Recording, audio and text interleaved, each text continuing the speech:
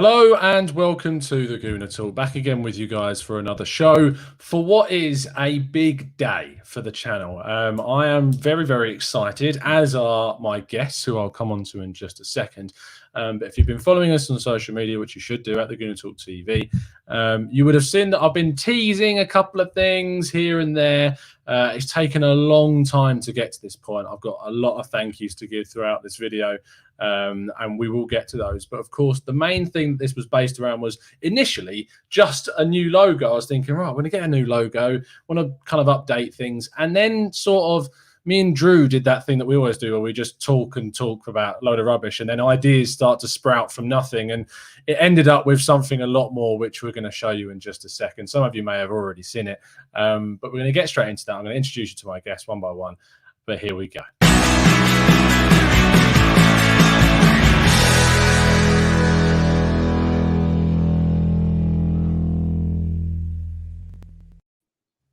Boys, how are we? Are we good? Great. Very good. Good. This is the team. For those that are watching, this is the team that I have assembled. It's kind of a less impressive, hattier version of the Avengers. Owen's not really followed through with that, but I suppose when you're wearing a headset that big, you can't really wear a hat. You know what's funny? You missed an A-team joke because I'm the only black guy out of four, and my last name starts with T. I can't make that joke. You missed an A-team joke. Perfect. You missed it. We're already failing. I find it funny that I'm the only one with an absolute shocking hairline, yet I'm the only one brave enough to expose my hair. So that's all you, bud. We're here to talk about kind of the biggest news. Whilst what you just saw is our brand new logo, which I have to first of all a massive thank you to Koala Designs that helped us design that. It was a long process. It was a lot of back and forth. I did that thing where I wasn't happy at first and was like, oh no, I'm paying a lot of money, and started to panic. But they were amazing in the amount of sort of constant worrying and panicking that I gave them, and eventually we got to the point where they produced an amazing logo for us. I love the tactical side of it. I love that it corresponds so much synergy between it and obviously the Arsenal badge as well, and that was really great. So if you want to check those guys out, I will, after this is finished being a live show, add a link to their Instagram in the description. They do some amazing work over there, so please make sure you do go and check out their stuff, because it's fantastic. But that was kind of the beginning, and then we started to do the animations, and with the help of Joel Blundell, of course, I'll leave a link to his stuff in the description, who is our video creator. And he obviously helped make a lot of the raw reactions and tactical breakdown videos, and he's now updated them with the new logo. So if you want to check him out, the link will be in the description for him too. But this kind of leads up to the main thing of the channel, which is, of course, a branching out beyond just YouTube into the world of the internet, which you can see, hopefully, on your screen now, which is our brand new website, which I'm massively excited about. And what's good about it is, because if you know me and Drew particularly, because of course we do a lot of stuff over like Get French, Spanish, German football news at the moment. We've been sharing, of course, we did a lot of stuff over at Ronnie Dog Media previously as well. And of course, Drew's involved with You and My Arsenal, as is Owen. And we kind of thought that, well, we write a lot for loads of other people. Why don't we just start writing for ourselves in a weird way? And that's exactly what we're doing. So the GoonerTalk.com is now live. You can go access it. It's available on your mobile and on your PC and everywhere else that you can possibly find a website. And we've launched it with 5 brand new articles, 4 of which are from the 4 people that you can see on your screen now. I'm going to let the guys give it a little bit of background without giving away too much about their articles. And also we've got another piece which you should be able to see live right now. This is where I see if my technical man Drew has helped me out or not. There's a lot of pressure on you now, Drew, to see if it's worked. And it has! So there you go. We can all be very pleased about that. You have little faith. And then, I mean, there's an issue with the order, but we'll sort that out in a little bit soon. And there's obviously this is still massively a work in progress for so many of us, but we were so excited to get this all out to you. But there is 4 brand new articles out. The first of which is a biography on Kieran Tierney, thanks to Owen. The second of which is how Arsenal should tackle the summer window, which goes into lots of stuff to do with Coutinho and but I'll let Drew talk a little bit about that in a minute. I've done a piece on Arteta's sort of hope that he's brought us towards the end of the season, and John has gone into the details about his American journey over to the United Kingdom for his first Arsenal game and the experiences of a foreign fan getting to enjoy that for the first time. But we've also, what I want to shout out initially, I won't show the whole article, otherwise what's the point in me having a website? I want to show you this, which is my good friend Ben Erland. He won the TGT Fantasy League, as you can see from his very happy face and the top of the table leaderboard. I can tell you for one thing, he loves winning, and he certainly enjoyed rubbing it in when he won the league. But he goes into the details about the story of winning the Fantasy League, and it's a really fantastic read, and I implore you to give it a go if you love your fantasy football. And even if you don't, it might get you into it. But ultimately, I'm going to give the guys now an opportunity to talk about the articles that they've written, starting with you, Drew, talking about what you've written. Obviously, I'll throw up the article on the screen for you now, but if you want to give the listeners a little bit of insight into what you decided to write about.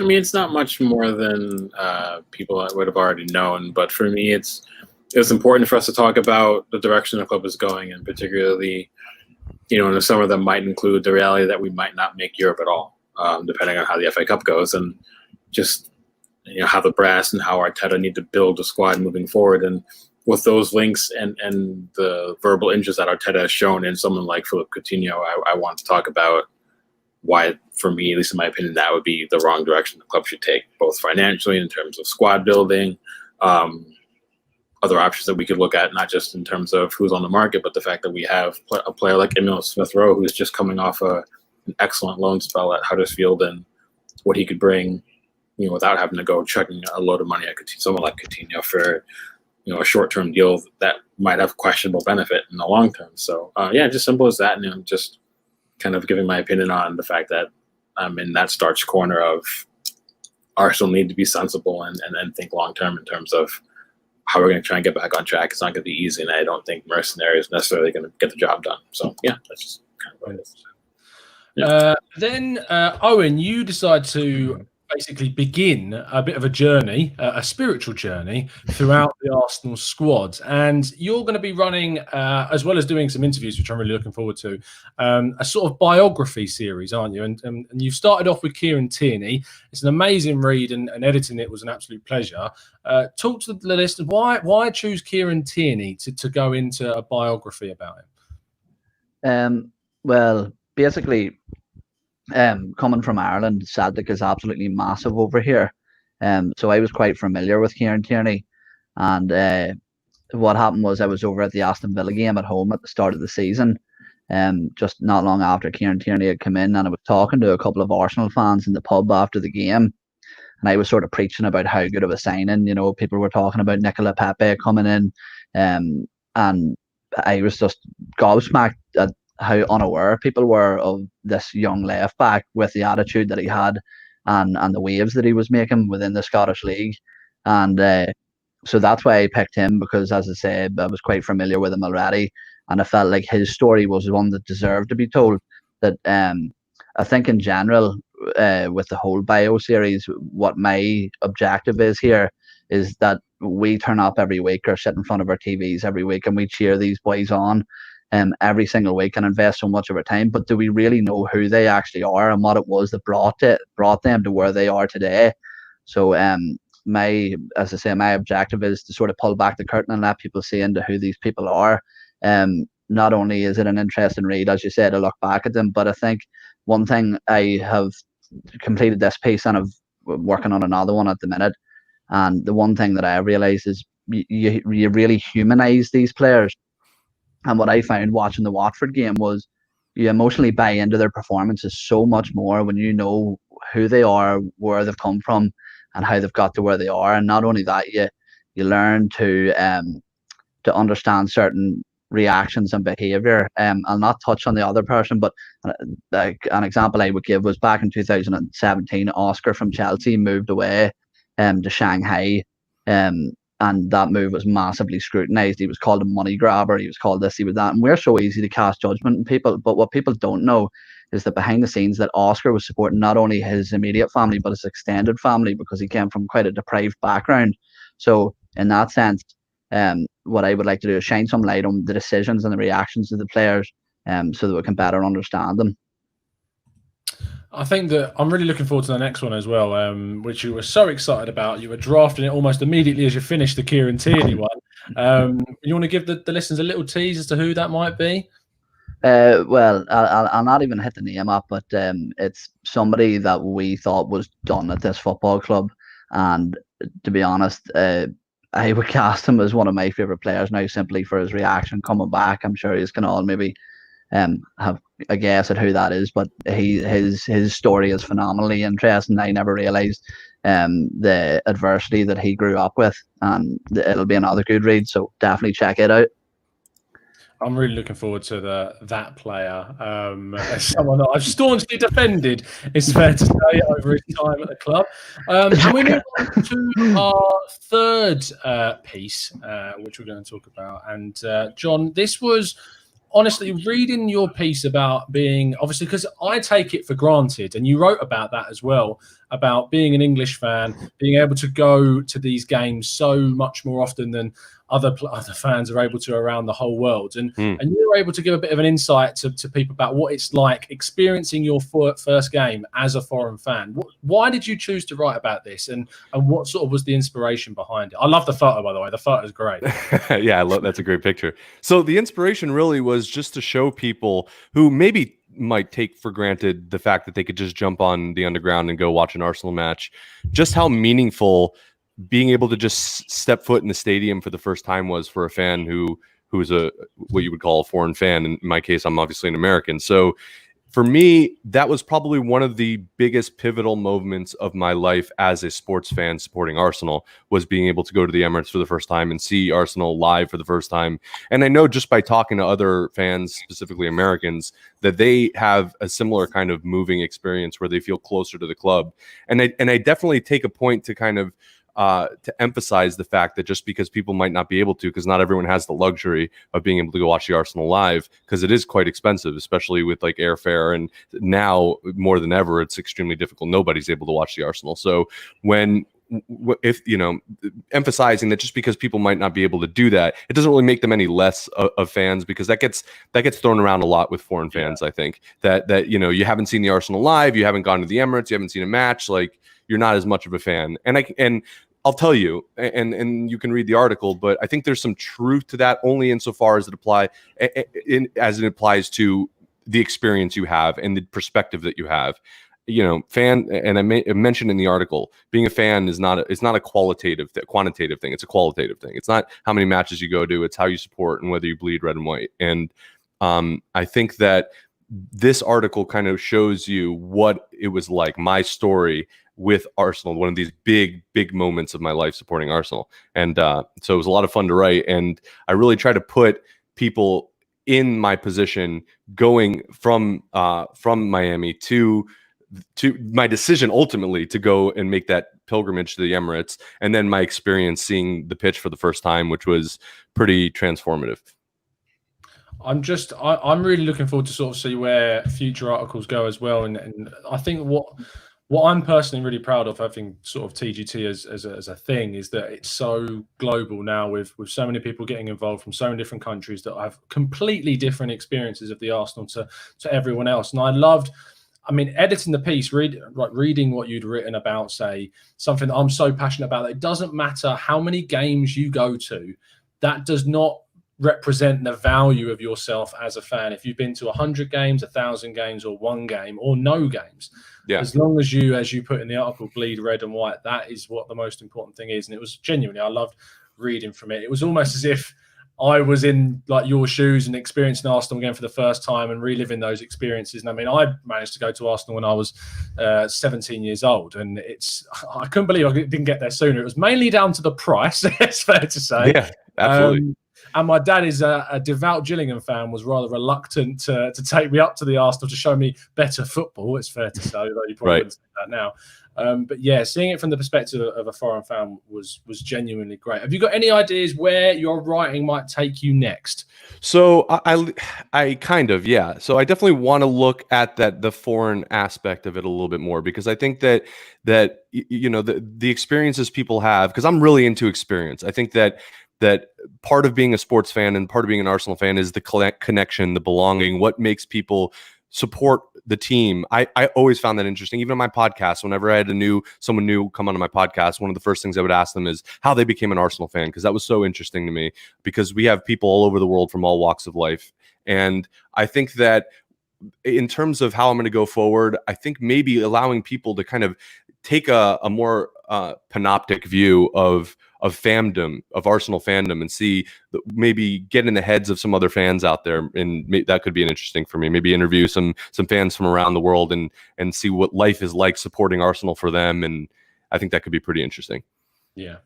Before I go on to what I've written about, I wanted to give a massive shout out to, of course, our members who have basically effectively allowed this to happen. Your financial support has genuinely been so key in helping with the designs, getting professionals in to help make the website. And speaking of which, I have to give a massive shout out to Kieran Walker, who designs the entire website, was very, very communicative and professional throughout the whole process.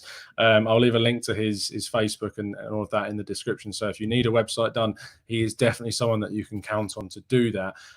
But speaking about the members in particular, I wanted to sort of make their inclusion in the show a little bit more special. And whilst I know it's not a massive thing, when we were going through the design process of the logo, I kind of wanted to make it a little bit more for the members. And so what members are going to be getting is, of course, they'll know already about how the logo is manipulated and changed throughout the length of time that you've helped support the channel. And so you'll get a different version of the TGT logo. I kind of based them, or I got the designs I gave them was basing them around some of the best kits that Arsenal have worn, the red and white being obvious, and then going into the yellow ribbon, which we'll experience hopefully in the FA Cup final. Although I have a horrible feeling that we'll still play in red, but there's something wrong about that in an FA Cup final, praying it's going to be yellow. And then the gold and black, which kind of harks back to Old Trafford and winning the league there. So lots of nostalgia in those. I genuinely, if you are a member and if you've helped the channel, I hugely appreciate it. Expert members in particular, I'm planning on throwing this screen up every single time, and I'll be updating it throughout. Although, Owen, I have to say you're a little bit embarrassed to be on there now and now part of the team. But I'm genuine as having an expert member here. We do appreciate everyone's support, whoever has helped to contribute something towards the channel to help it grow and help it develop into a much more positive and professional thing. Drew, I want to just sort of finish off talking with you about where you want to go with what you can expect from your pieces. I didn't really give you a chance to do that. Are you looking forward particularly to picking apart any part of Arteta's future, picking apart possible transfer links? I'm intrigued to know what your thoughts are with that. Kind of want to run the gambit. Like, I've done a lot of thinking about it, and I mean, I've really much settled on the fact that I genuinely feel like the way forward for this club is a much more continental model that I champion, like something that you see in Bundesliga or the Eredivisie, something like that. I think that the sustainable model Liverpool's shown what the sustainable model can do as long as you make the right decisions. And I think we can, without getting into a lot of debate today, because it's not what we're here for, but we can all agree that we've made a lot of poor decisions. But now we're starting to make the right ones. I think we need to stay on that track of not falling prey to, say, what United tried to do to get back into contention by spending absolute gobs of money with little to no long-term scope and planning and very hit and miss decisions. So I feel like I want to talk more about that. And also being an American, seeing what KSC has done positively moving forward with franchises like the Colorado Avalanche or the Denver Nuggets, LA Rams, that kind of thing. I want to really kind of delve more deeper into that, more of the financial side of it, because there's a lot of fans who kind of, I feel like there's more of a market for that kind of thing. And a lot of the listeners and readers listeners that we've had and the readers we're going to have asked for more content regarding that. Like, we got a lot of good feedback about Giant Gunner's interview.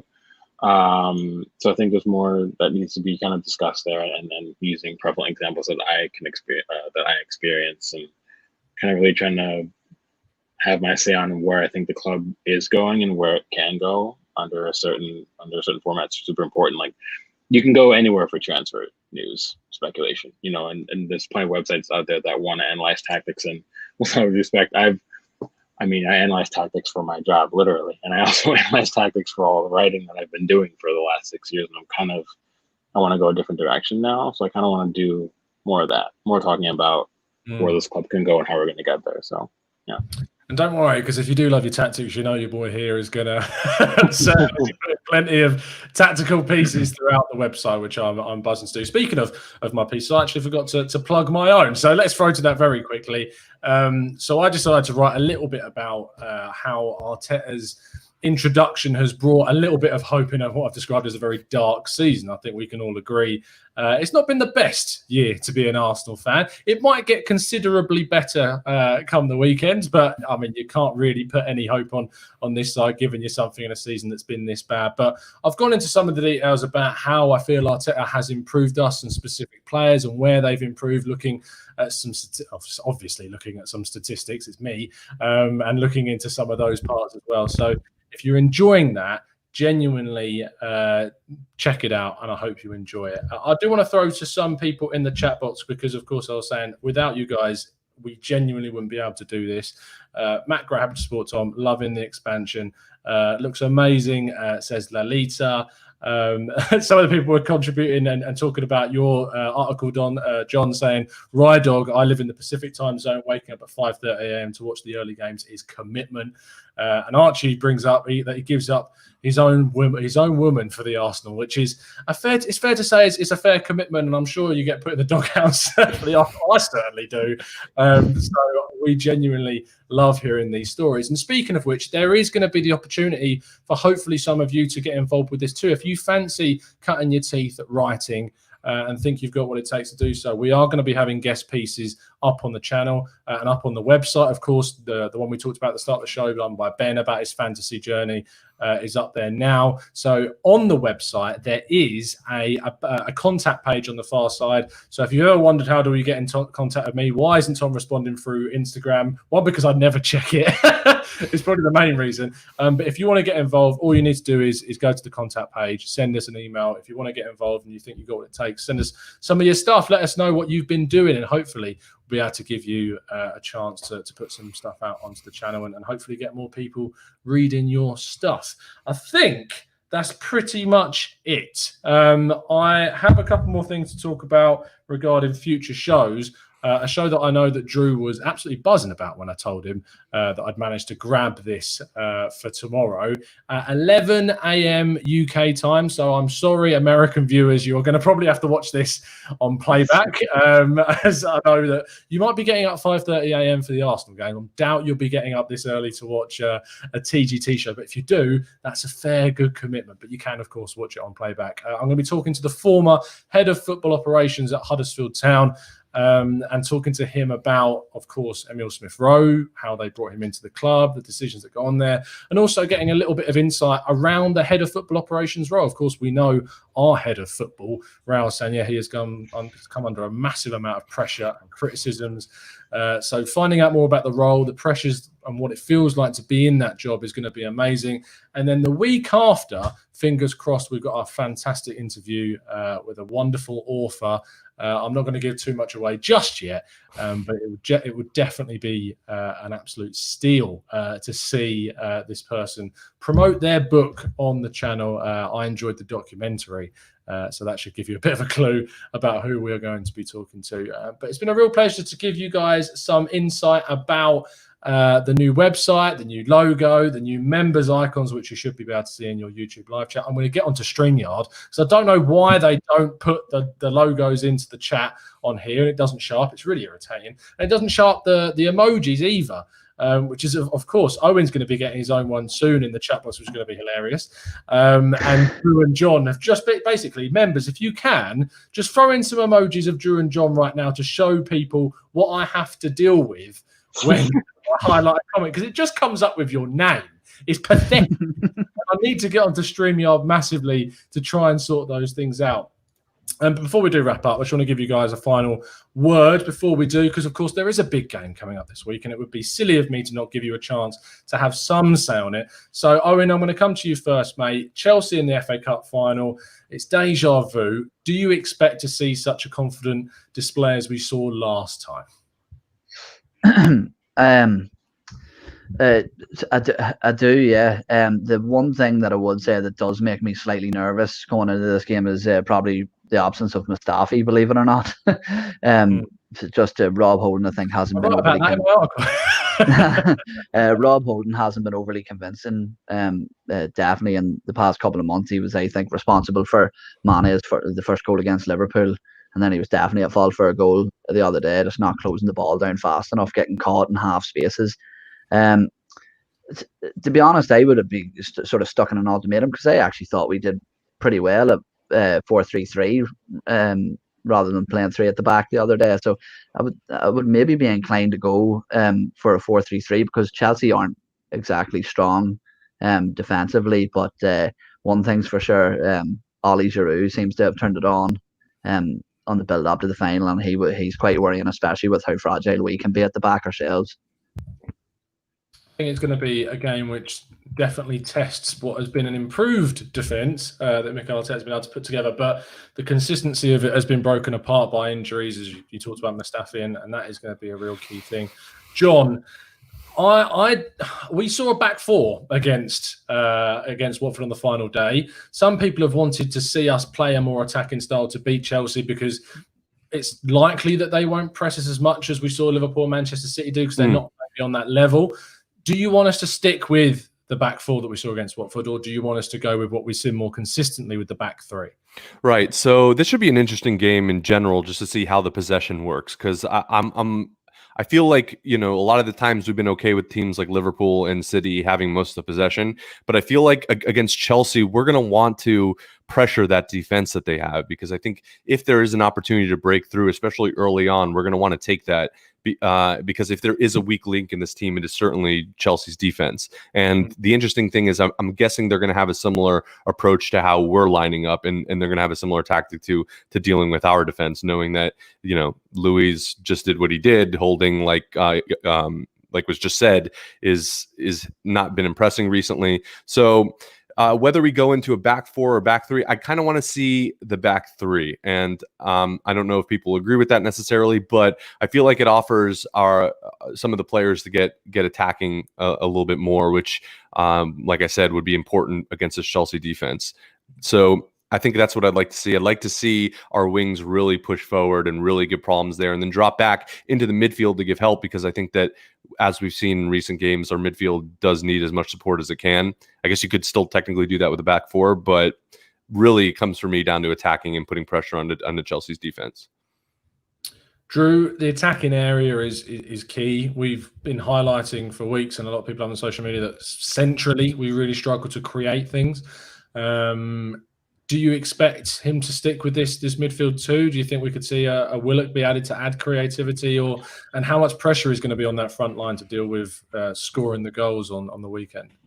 There's going to be a lot of pressure, but I think it's going to come down to fluidity. I think we're going to see both the back three and a 4-3-3. We've seen that in multiple matches already, where without the ball, we play with a back three really, or a back five, and then when we transition into possession, we have a midfield three moving forward. But the transitions is key, and midfield's key to that. So it's going to be a difficult one. I think Chelsea are a team that, as Owen pointed out, they struggle at the back, but when they dominate matches, it's when they dominate centrally. They don't really give you space to breathe, and when they struggle, they usually struggle against teams that, again, win the midfield battle. So there's a lot of pressure on Xhaka and Ceballos specifically, assuming that those are going to be two starting, aren't they?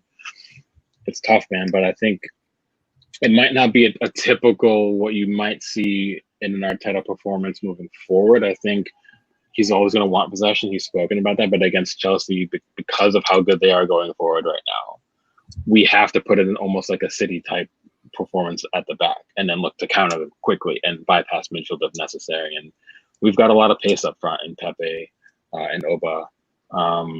and they can get at someone like Christensen, who's not very quick, and even Rudiger is a decent pace, but they can be gotten at. It's just a matter of being direct and incisive, and it might be one of those throwback performances that we were talking about, where quick little moves, nothing overcomplicated, not a lot of possession, just direct and incisive, and that's when Oba shines. And I think, say what you want about him, I have certain criticisms about him as a player as well at times, but if you give him a chance and you let him go off of the races, he's gonna just blow by you, and then he'll get his chance. So I think that's gonna have how we have to play it. If we play into Chelsea's hands, we won't win. So there's gonna be a lot of tactical chess. But before I wasn't so positive about our chances, but we have a decent chance. I'd say it's about 50-50. Both teams have weaknesses that can be gotten at pretty easily, so it's gonna depend. But either way, it should be a good match regardless of that. So. Let's go through predictions then and put you under the spot. Drew, I want to come straight to you back again just because I'm annoying. So, Drew, in terms of a prediction, what are you going to go for? See, I said it was going to be 2-2 and we lose on penalties because that would be so typical. But I'm going to say 2-2 and we're going to win on penalties. So I'm going to slightly change. I think the teams are actually pretty even across the board. Today. Yeah, pretty much. Could easily change my opinion tomorrow, but yeah, I'll say 2-2. We'll win on penalties, and we'll get lucky enough and we'll get Europe. So, yeah. John. Well, that's what I was going to say. Actually, that we were going to win on penalties 2-2, but I know. So I'm gonna just to avoid saying exactly the same thing as Drew now, which I was like right when he said it. I don't know if you could see my face. It was like great. All right. So you know what? No, I'm going to say that it's going to be 2-1. We're going to win. So we'll actually win in probably a little extra time, though. I think that it's going to be 1-1 for a long period of it. And then I feel like just because of the games that Chelsea's played recently, trying to get into the top four, I think they're going to tire out a little bit, hopefully. And maybe towards the end, our fitness will kind of ease into there and, yeah, win. So 2-1 to the 2-1 to the Arsenal. And, yeah. Okay, I'm loving the apprehensive nature of all these predictions so far. Owen, are you going to break the mold and be more confident? Yeah, well, to be honest, I think that if we lose this final, we'll lose it convincingly. I think that if we don't win, it's going to be a 3 or 4-0 slapping again. But to be honest, I sort of agree with Mike. I could see it being maybe a tight 1-1 for the majority of the match, and then obviously Aaron Ramsey's going to score the winning goal in extra time. No, I'm just messing. What was I going to say? No, basically exactly mirror what Mike said. Tight 1-1. They're two sort of evenly matched sides, as you say. Maybe equal strengths and weaknesses, you would say. But I could say it's 2-1 in full time. Well, I'm going to go for a 3-0 win. Yeah, I'll take that. I'll take that all day. I'll take that every day. I'm only saying that because I can see my mate Ben, who obviously won our fantasy league and who is a Chelsea fan, is in our chat box. He's just going to play a blinder. But no, I think I'm hopeful of seeing a classic Arsenal Wembley performance. 3-0 is probably clutching at many straws.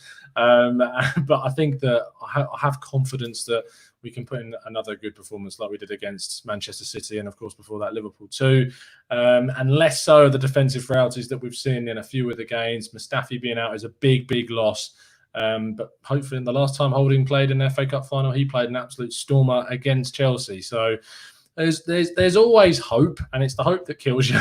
But fingers crossed we can do something. Before we wrap up, I do want to give a shout out to our expert members: Robert Parker, Abdullah, Root Cause, Grass Patch, Afnan, Clarify, Zamir, Ashwin, Aaron, Owen Young, Mike Hernandez, Carl Halberg, Gary Hardy, Matt Gray, PMHK, Olisola, Glenn DITM. Glenn obviously is hilarious, and you should go listen to him over on his stuff. He's absolutely brilliant. And thank you to everyone that helps listen to the channel as well, and plus our pro members, our plus members rather, and just our usual TGT members as well. Thank you ever so much for the help in getting us to this stage, and thank you to everyone that's watched in the live chat, and thank you to the help with the graphic designers, Kieran Walker on the website, Koala Designs with the logo, and Joel Blunder with the videos as well. I was going to go out with the usual podcast, but I just want to see the video of the logo again, so we're going to play out with that. It's been a real pleasure. Drew, thank you ever so much, mate. Appreciate your time. Yeah, of course. Thanks for having me. It's good to be on with you boys as well. So moving forward. 100%. Owen, pleasure as always. Member turned writer now. I'm moving up in the world, man. I'm going to be taking you. I'm coming for your spot, bro. Unbelievable. And John, I mean, I wish I could play us out with your music, but I'm going to have to fix my stuff. Yeah, no, it's some good stuff. I just listen to it when I want to calm down, you know. So, yeah. Thanks for having me on again. No problem. And I'm looking forward to, of course, reading all your boys' articles in the coming weeks, months, years, the rest of your lives. So I'm looking forward to all of that. We'll see you again very, very soon. And as always, up the Arsenal.